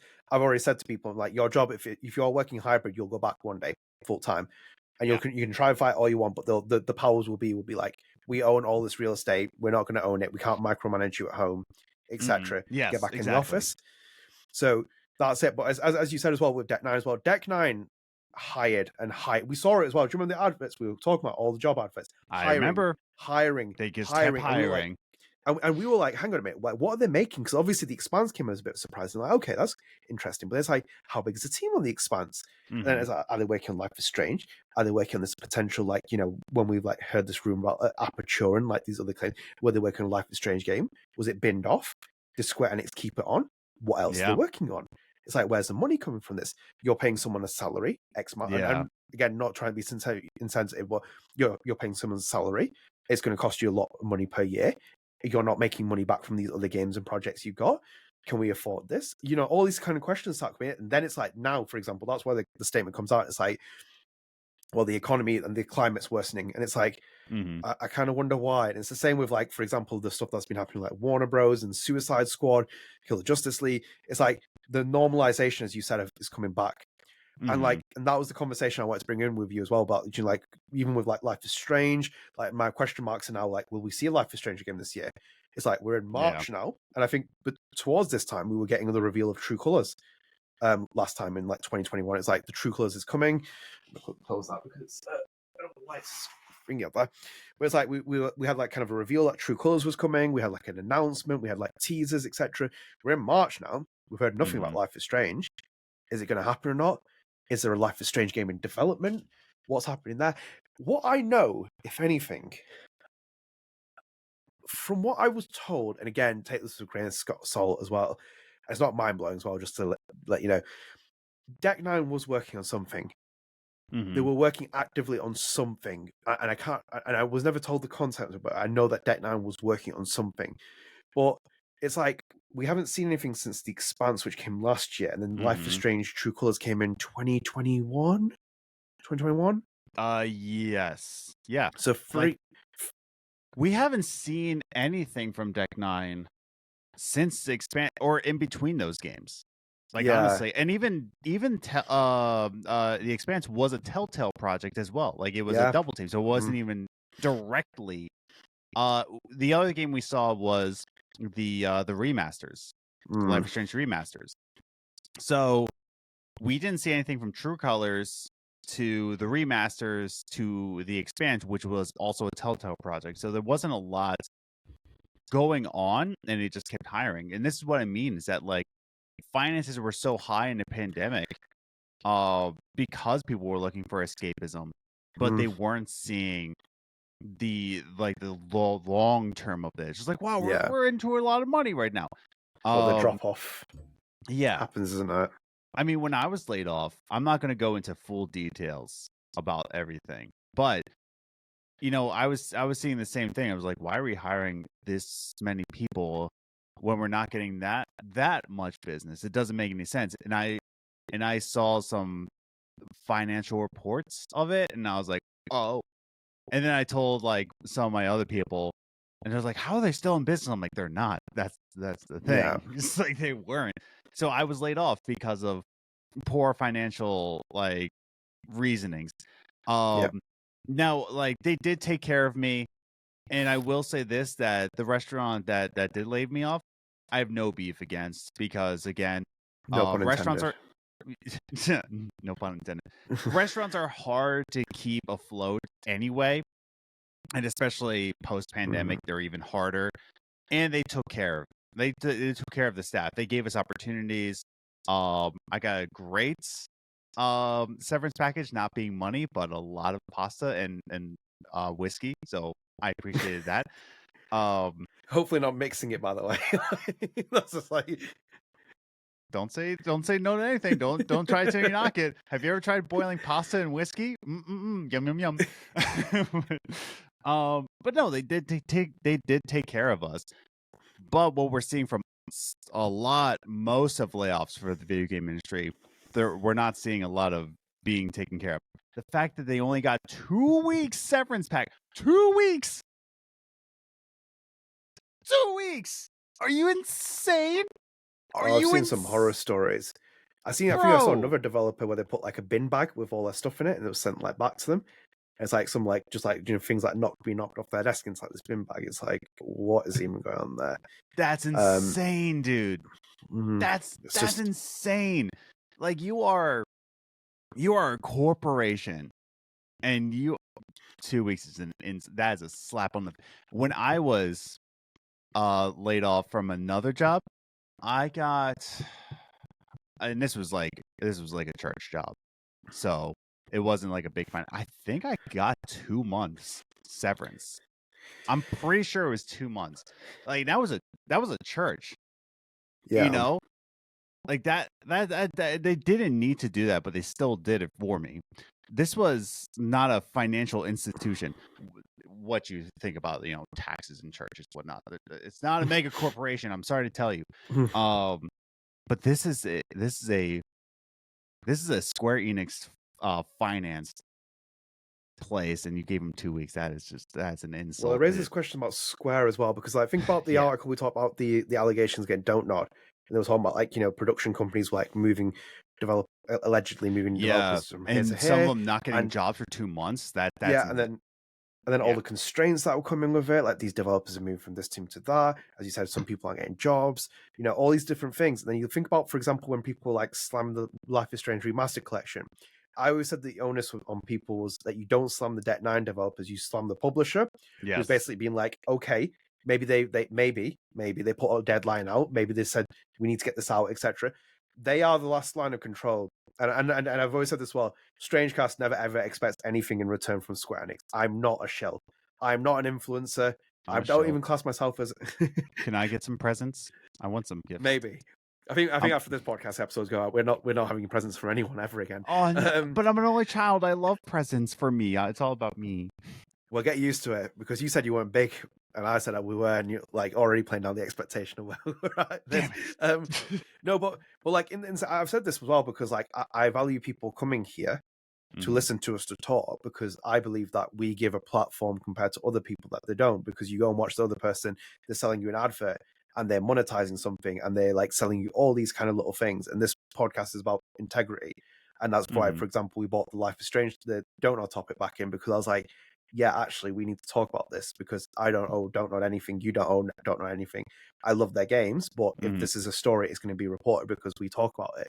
And same with Deck 9 here, because it's really horrible, because as I said, love Frost, love Zachary Andrews, love a lot of the Deck 9 developers, web pickers go, so many to these Deck 9 developers. But then when you see something like Elizabeth Balu, who's only one example we got from all the tweets that we got, and then, for example, Mallory Littleton replying to Elizabeth saying this has happened, and you just gone back and found all of Elizabeth's tweets, you can imagine why Elizabeth is devastated in the way that she is. It's like she basically had this experience last year where she lost some of her lead devs, including, for example, Mallory Littleton was someone who fell on her axe, fell on her shield, whatever it is, fell on her shield back then. Fell on her sword, and because you stabbed fell on her sword. Yes. Yeah, that's one. If you fall on your shield, you're okay. Yes. I fall on my shield all the time. That's all. Your ribs might get bruised. But like you see it there, for example, she's seen the news, and then she's now part of the layoffs. And you kind of do wonder as well with the studios, like, this is the conversation we're having, because you were joking about your vest before and the quadruple A game. And it's like, you look at that game, for example, and it's being charged X amount of value. And it's like, it's just a pale imitation of Black Flag. And it's like, and I question what's happening with the video game industry, because it's like, for example, let me just take it this way as well. And I saw this as well in the news report. So Sega were like, Crazy Taxi's coming back. And everyone's like, oh, cool. And there's like, but Crazy Taxi is going to be triple A. And it's like, hang on a minute. Because I'm like, why is it AAA? Because you're going to put a $70 price tag on it. It's not going to sell anywhere near as much as it's going to happen. And then you're going to be like, that Jet Set Radio, they're saying it's going to be compared to Fortnite as a live service game. Lovely. No expectations. Should we get Michelle and Luke come on here and be like, yeah, Lost Records is going to be like Life is Strange 1 in every heartbeat, and it's going to have the exact same success. It's like, let's set yourself up for a bit of failure, No, didn't you hear that Lost Records is going to be a live service game? We're going to be buying skins. They're going to Max is going to be in it, and she's going to be doing the floss. It's Warner Bros. Publishing it. Warner Bros. Is publishing it, yes. Oh, really? Did you see that piece with Warner Bros? With this live action stuff? They're like, it didn't work out for us, but we're still going to invest in live services. We make Hogwarts Legacy last year, which is a great selling game, single player, what everyone wants. We released Killed the Justice League, which has done, like, I'm not even hating the game, but it's like it has just completely fallen off a map in terms of like the number count, and that's what you need for live service game. Now it's like, yeah, we'll just keep making more live service games. It's like so stupid.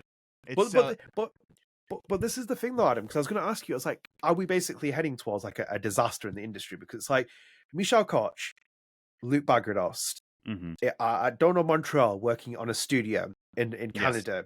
Don't know Montreal. It's working within the parameters of its budget. It's got Philip Bark, for example, there. They might just be doing the same stuff that they did with Life is Strange 1 in terms of just like the VO work. They have mocap, but they might not be doing performance capture. But they might be able to put out a game which is fairly decent priced. So, for example, like Life is Strange True Colors was the first AAA Life is Strange game, like fully priced, high price. And then you look at, for example, where Life is Strange 1 came out. was like $20, $25 price tag. It had a word of mouth campaign with it. Loads of people played it. They picked it up. I picked up Oxenfree on your recommendation. Cheap as chips. Nothing about it. This bed we made, I picked up from Low Can Breath. I just pause you right there? That is absolutely my favorite statement you've ever said to me. Cheap as chips. Cheap as chips. Very British, isn't it? Never heard that one. That is my favorite one. That's going on the refrigerator. Oh, do you want to hear something then as well? What's that? You have crossing guards, don't you? I've seen that with the Lollipop Brigade. What's lady. it called? Lollipop lady. Is that real? And a lollipop man. Yeah, of course it is. What is wrong with your country? Why? It's a lollipop lady or a lollipop man. They dress like a lollipop. It's vibrant in colour. Oh. Back on the point. This is like where we lose complete trail of it. But do you want to talk about like Dona Montreal and the size of the game and the releasing? It's like if they price that well, it's going to be great in terms of the value. Same with the Sega one where I was saying about Crazy Taxi. They're going to charge it $70. It's never going to sell as much. You might get a bit more money because you're selling it at a higher price. And then you're going to wonder why it's not selling. Instead, you could make a AA game of Crazy Taxi, charge $20 on the store. Loads of people are going to buy it. So that was my conversation I was going to bring up to you because I was like, have we now entered quadruple A territory? And is this the reason why, for example, Helldivers 2 and Power Worlds, no matter what you think of them, are successfully selling well because they're cheaper and they're basically giving people what they wanted, which is fun? Is like, is quadruple A really going to work? Because look at the Jim Ryan era of Sony. He's signing off and he's basically laid off 900 people on the way out. And Sony does not have a blockbuster game from now until April 2025. They have a PlayStation 5 out. Nothing. It's on the back end. It's a dying console, they say. Don't even see me started with what Xbox said in their podcast, which was the most pointless podcast ever to have ever been a podcast. The most pointless crap. Okay, let me say something real quick on all this. I did film a video for eVaults. Things have been so busy, we just have not gotten around to editing it. So I'm gonna give my thoughts because I am going to be talking about this on the next eVault video. I think the microphone kind of cut out in it, so I'm worried that we're going to have to re-record it. Anyways, point being, let's get things straight with the whole it's going to be another video game crash. This is not going to be like 1985. Yeah. I'm gonna say this right now. It's gonna be completely different in a way of there's still hope. I'm gonna say that. I'm gonna say that as my start. 1985, when that crash happened, or 1983? 1983. Yeah, 1985 is when it came back. Sorry. Yeah. But it's not gonna be like 1983. Because there was no hope. Because video games were such a brand new thing that people were just like, it's a toy. It's something you get for your kid. It's something that is just like a little whimsical thing. It was on the same spectrum as fidget spinners. You know, it was just arcadey. It was fun. It was something to kill time with. Nothing major. So when it crashed, people were just, oh, look at you, you little neurodivergent person. Best investment I ever made of that. So I want to say that first and foremost, there was no hope. The fact that it came back in 1985 because of Nintendo, that was a miracle. But it's because of Nintendo is why it's why when this video game industry will crash, and it will crash. I'm telling you right now, it's going to crash. It's not going to be the same because we still have hope for video games. We still have a love for video games, and we still have platforms for video games, and we have a lot more incentive for indie developers. Yeah. The fact that Ubisoft is saying that we want it to be quadruple A, that's the beginning of the end. That is the beginning of the end. You're getting too big for your bridges. It would be Yves as well. I would say that as well. Just continue, but I just want to say that it would be Yves Gilmore who fucking say that. Yeah, it would be. Which is why I have not purchased the Ubisoft game until this man steps down, because this is just insanity. He's not as bad as Bobby Kotick, but he's pretty damn close. Bobby's up in the sun, mate. He's sold his Activision. He's sold Activision. Yeah, he's like he's his son done. now, like living life at this point. Oh, poor But Bobby Kotick Jesus. has to step down from his Activision. Oh, boo, boo.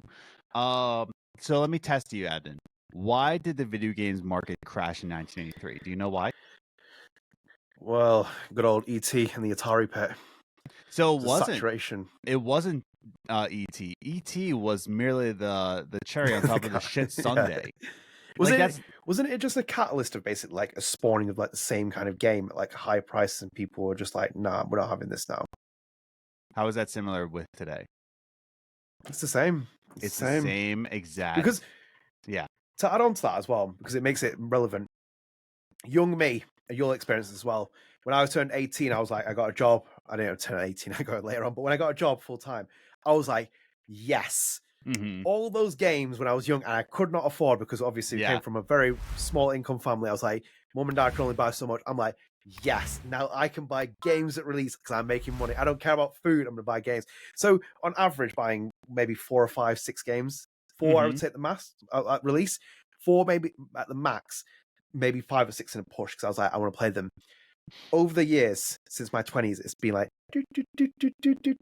coming down. Exactly. And I said to Adam before this podcast even started, it's one of my spread the arts. I only have 2 games this year on my list of games to buy. Yeah. Final Fantasy VII Rebirth, which I bought, and Lost Records Bloom and Rage. After that, I do not care.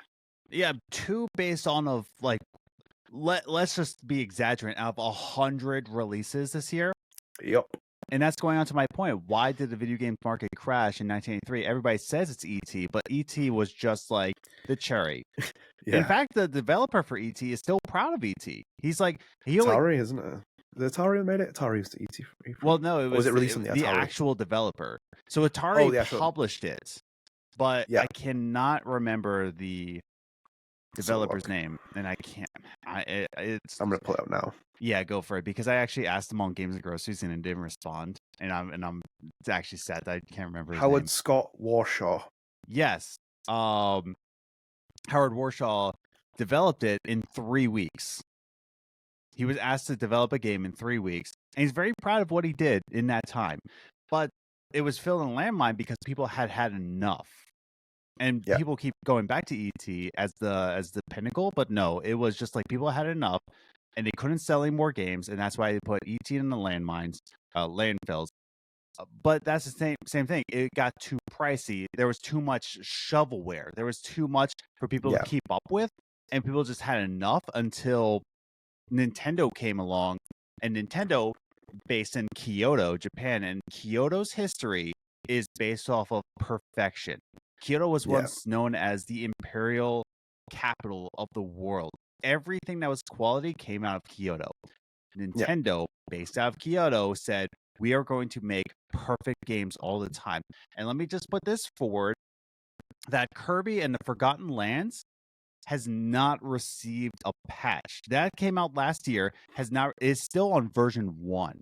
It came out perfect. Why? Because it was based in Nintendo, and Nintendo's quality is perfect. So that's why they were the perfect catalysts to reprogram the video game industry, to have a yardstick of perfection. Now, going before back you continue as well, I believe the gold sticker on every Nintendo game comes from the 83 crash, where it says Nintendo's seal of approval. That is a relevance to the 1983 crash, because they want you to know it's an authentic Nintendo product. It's an authentic Nintendo. You get what you pay for. And that's what I mean, is that like when people talk about, oh, there's going to be another video game crash, there's at least hope now, because people did not take video games seriously back then, but they take them seriously now. And there's more of a platform for people who are indie developers to get into video games. Adnan, me and you could easily make a video game. And when I say easily, I mean that it's not easy making a video game. But if we were to make a game, we could publish it on Steam. It can release on Steam. People can access our game on Steam, and we can make sales on Steam. And we can later go on to Nintendo Switch if we wanted to. My point here is that there's no regulation. There's no regulation. There's no in the same way that musicians like myself, I can get on Spotify. I am on Spotify. I'm not signed to a label, and I'm on Spotify. There is more of a hope that people will go indie, much like Jade Raymond did, but then she was purchased by PlayStation, much like a lot of Ubisoft people, much like My boy Kojima. Kojima went indie. In fact, Toys for Bob just went indie. If you don't know Toys for Bob, you should, because they're developers behind Spyro and Crash, and they just went indie. They were bought out and they went indie. Here's what I'm trying to tell everybody here, is that there is going to be a crash in the AAA market. There is going to be a crash in the AAA market, but you know what? There's still hope, because video games won't crash, because indie developers are more incentivized to make games and make their own sales. There's no middleman, there's no publisher, there's no investors to make happy. There's nothing. They can just make games, and we're gonna be having the most bomb ass games to ever walk the earth because of this crash. Like that. Yeah. That's my point here, is that like at least there's hope with this crash. It's gonna suck. It is going to suck for the people who laid off. Elizabeth Bilal and everybody, Baloo. I'm sorry mispronouncing your name, but everybody at Deck 9 that got laid off, it sucks. I'm not trying to say that like, oh, life's gonna get better. You just gotta look for the rainbow and the sunshine. Blah, blah, blah. I'm not trying to say that. What I'm trying to say is that there is hope, at least. That's all I have to say. Do you know what, as well? And on top of that as well, because you're talking about the quality assurance and the publishing and stuff, it kind of comes out to what you said before, and I called you out on it, where you were like, why do you care what, when we were talking about the comment from Dido, it's like, why do you care what we think is true, though? Yeah. It's like, why would you care what we think? It's like, what I might have covered Life is Strange in the video game industry. Does it mean that I have any credence over it? No. Does it anything? And it's that's why I'm very careful about my consumption of media at the minute, because it's like, you can put, and me and Adam were talking about off podcast, because Adam said like he listens to a load of podcasts, and I said I hate podcasts. Yeah. It's like complete opposite. But I know ironically I'm hosting a podcast, but it's like I question it, because I'm like, who am I listening to? I always do this, and even when I'm reading something, even if I'm reading an article, I'm like, who's written this? Yes. And it's like, what's their agenda and what's their angling? And it's the same with the content and the games you consume. It's like, who's made this? Is there any assurance in it? You've seen like the pile of games that have come out from like Lord of the Rings Gollum game and the King Kong game. It's like, there's no assurance anymore. So at one point, you basically had a quality assurance. And for example, Nintendo will be one of those companies where when this next wave of like falling down happens, Nintendo will be like, okay, we'll continue to keep doing what we're doing. Because for example, there was such a massive expectation earlier this year that Switch would come out. Their stock came down because there was a report saying that they weren't going to release it this year. And Nintendo now, apparently, as according to reports, is like, well, we're going to release it in early 2025 because we want to meet supply and demand. And it's like, we basically want to make sure that there's no scalpers there that can take these consoles. And it's like, hang on a minute, you're the only company that's thinking about scalpers, because other people do it. They release all these limited edition statues and they get scalped up, and it's like other people are making profits off it. And you're like, hang on a minute, it's like there is some big question marks, because like the scale of games, Grand Theft Auto, for example, that is coming out next year, can be $1 billion game in development, because it'll make the money back. And the same with other games as well. There's a lot of games that can't make it. And the unfortunate reality is, for example, like Forspoken, which I haven't played, but we kind of like had that conversation about the dialogue and stuff. It was like $100 million apparently that Square Enix rolled for it. If someone had come up to me and said, I want $100 million for Forspoken, my response would have been no. Yeah. 100 mil. Yeah, and to make this even more relevant as well, it's the same with like Michel and Luke as well. They have a nice studio set up in Montreal, and we're very excited to see from Lost Records, Bloom Rage. Whilst Oscar Gobert opened the war chest and being like, here you go, Michel, here you go, Luke, here's 600 employees, make Lost Records, Bloom and Rage. No, we've talked about Donut specifically because Donut was a company that came from on the brink of financial, not ruin, but like financial like problems that they had because of Remember Me, and has carefully, strategically placed itself. So, for example, they're publishing Koira. They're publishing Gerda. Are they publishing a AAA game? No. So, I also want to put some light onto Nintendo again. By the way, recently, after like really focusing on my Switch, I've become once again a Nintendo fanboy. Like I just have. I'm like, why did I lose myself? It's because back in the day, I got an Xbox. I'm like, oh, I'm an Xbox guy. Bro. So this is happening. This was from CNBC. Okay. On February 13th of this year, Nintendo CEO once halved his salary to prevent layoffs, and it worked. So the CEO of Nintendo halved his salary. How many layoffs have we heard from Nintendo? Basically none. Basically. Nope. There probably has been. We just haven't heard about it. But what are all these layoff reports? Microsoft, PlayStation, the studios that publish for Microsoft and PlayStation, Steam. How many layoffs? In fact, when a game doesn't work in Nintendo, they say, that's okay. You're going to come into this studio, and they find them a job right there and then. Yeah. And they look out for their workers. They look out for quality, and the CEO halved his salary. You know, and that's the thing. It's very telling. I've become a huge Nintendo fanboy. I don't blame you, because they're good quality games. Why wouldn't you be a quality fanboy? games? But that's the whole point here. Is that like, I just want to let people know that like there is still hope. There's still hope. There is hope. Like I'm just a bit concerned with it. So even with be concerned. For example, yes. Like you're not wrong to have concern. Because the next concern happens with like Life is Strange, for example. What happens if the next game gets a bigger budget and it keeps growing, and then, for example, the sales just flatline? Goodbye, Life is Strange. Yeah, won't see it again. And that's happened with other games. Dead Rising, for example. Remember, I love Dead Rising. Yeah. Goodbye. Yeah, nothing. Not been seen since. It does suck. Like, it does suck to think that, like, all these, like, games that we really respect that aren't on Nintendo, you know, it is a risk of, man, we're not going to see these games ever again. Like, it's great that, and that's the other thing.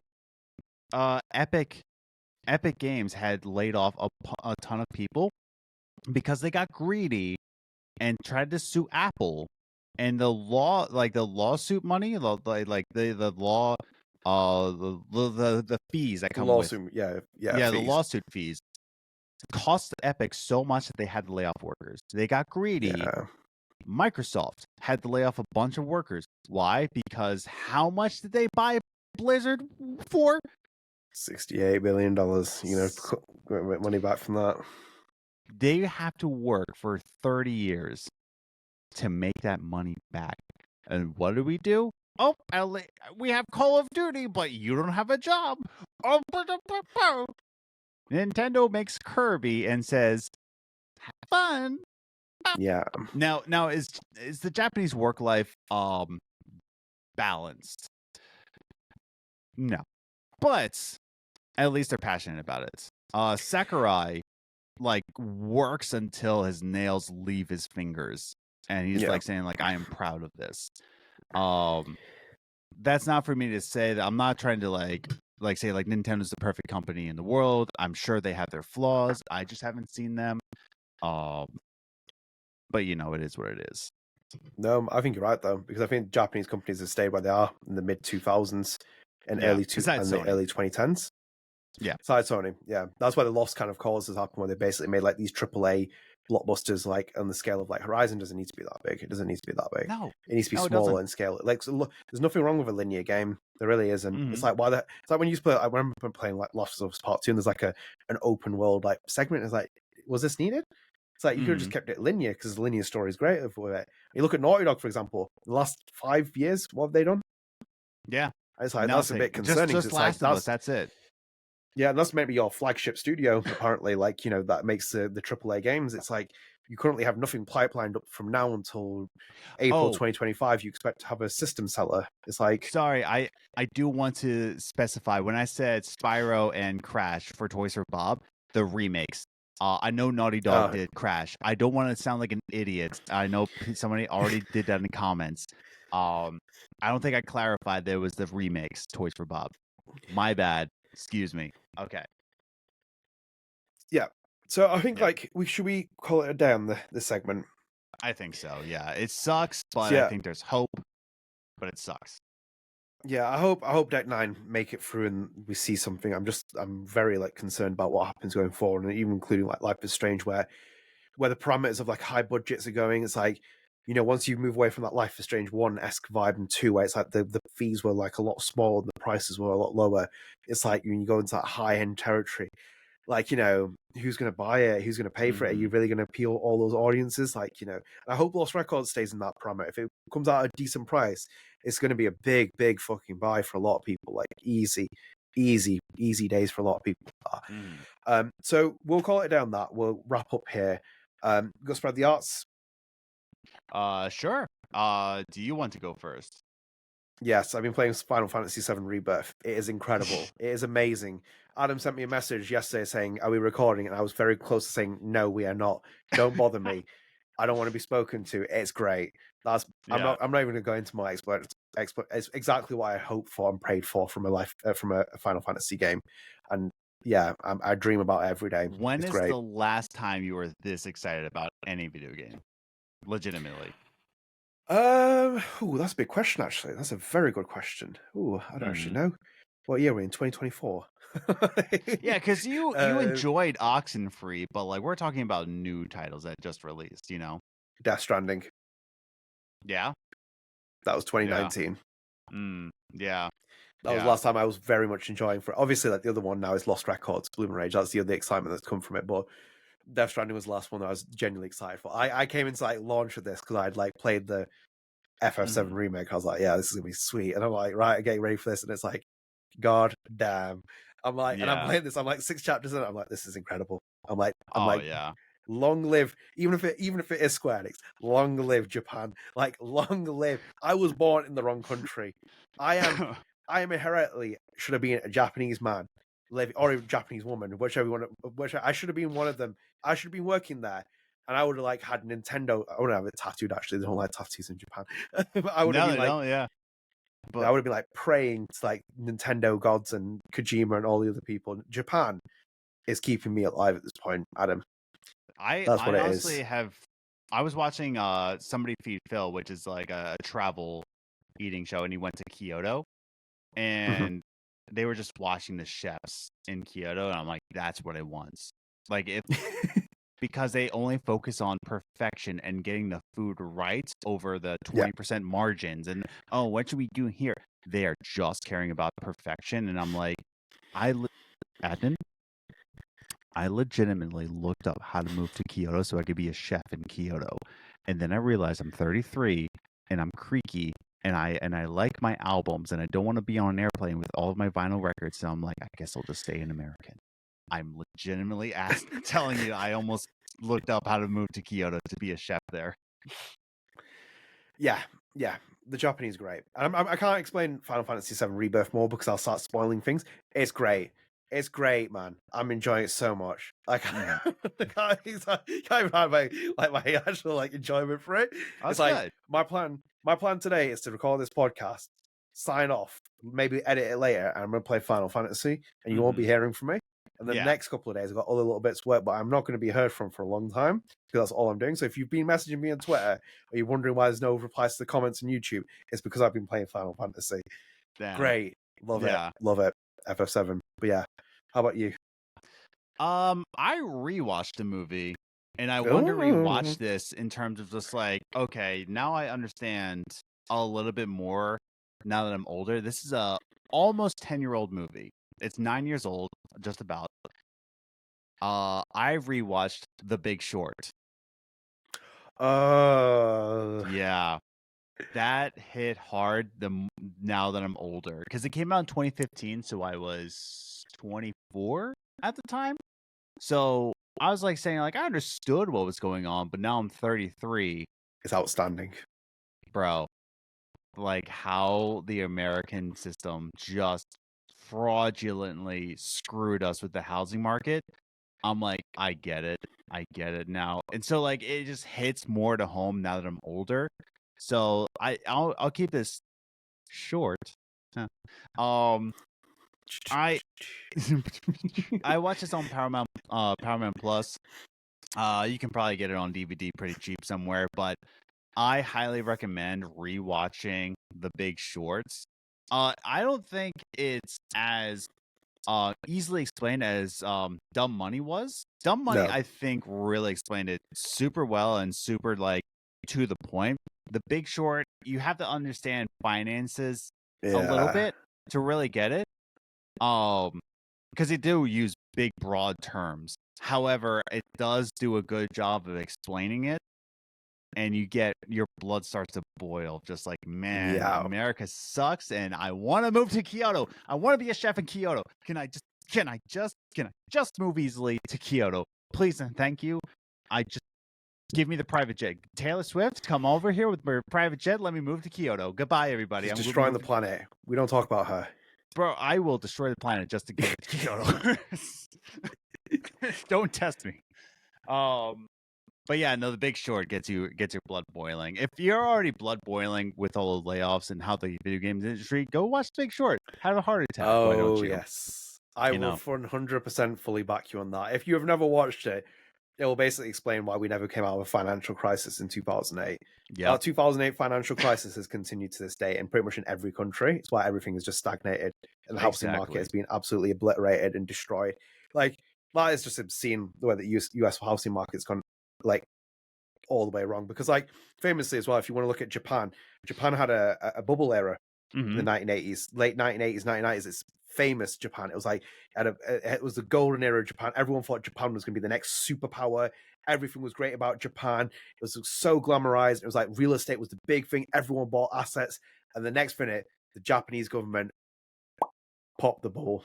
Yep. And they skyrocketed interest rates, and it just destroyed the Japanese market. It's like Japan has never recovered from that. Japan has had growth like this since it, because they basically were like, we don't want these people to own like assets. I feel like I'm talking about the Yakuza Zero game. It's like they don't want people to own assets like loads of real estate. They want to control spending, etc.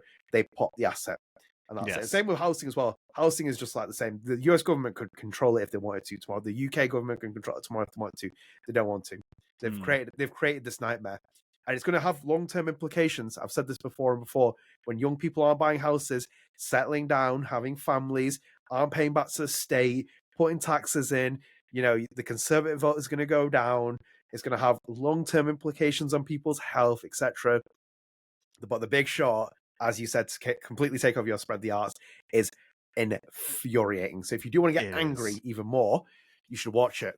It is crazy. Like the Dumb Money was like fun in terms of just like it still enraged you, but at least it was fun. The Big Short is just it's pure outrage, dude. Yeah, my blood was boiling. I was like, as you can see on my face, it's like it's like. Like again, I was 24 when I first saw it, and I was like, "Oh man, that sucks." But like now I'm 33, like looking for houses, I'm like, I hate this country, dude. Yeah. Like on like a very surface level, I hate this country. On the broader terms, it could be worse. I could be living in a worse country. Yeah, I guess. We could be having 6 months paternity leave. Oh, how dare us? Oh, what? Oh, PTO is by law in most things. Oh, what a awful country that would be. Am I right? Yeah. Yeah. But that's mine. It's just by the way, that's England's. England, it's by law PTO, even if you're a barista. In every job. Every job. Yeah, every job. Big Short. That's mine. Great cast as well. Unbelievable Great cast in there. Margot Robbie's in it. She's the one in the bubble bath explaining these different CDOs and all that. Just yeah. If you it will wrap your head about it. I think at some point as well, I'm a firm believer of like everyone goes back and looks at the financial crisis of 2008, and that's when your blood really starts to boil. Like, yep, yeah. So I think that's a good pick. Adam, I completely forgot because comment of the day is part of our show, and I feel completely bad for not including this. And I think we usually do it before Spread the Arts. Yeah, we do it before Spread the Arts, so we messed this up. But I thought we'd add it in. So this is from Sky Kid Moth on our last episode. Thank you for the comment. They put, okay, the ice cream collab, Sanchi having more price fuel merch coming this year from what they said on Twitter and iOS updates. What does this all mean? I do know they did a patch on PlayStation last year for the remasters. There have been so many rumors about Max and Chloe returning on Max that it feels like they're teasing us. Lol, we can't wait anymore. I just want to know if they're coming back or not.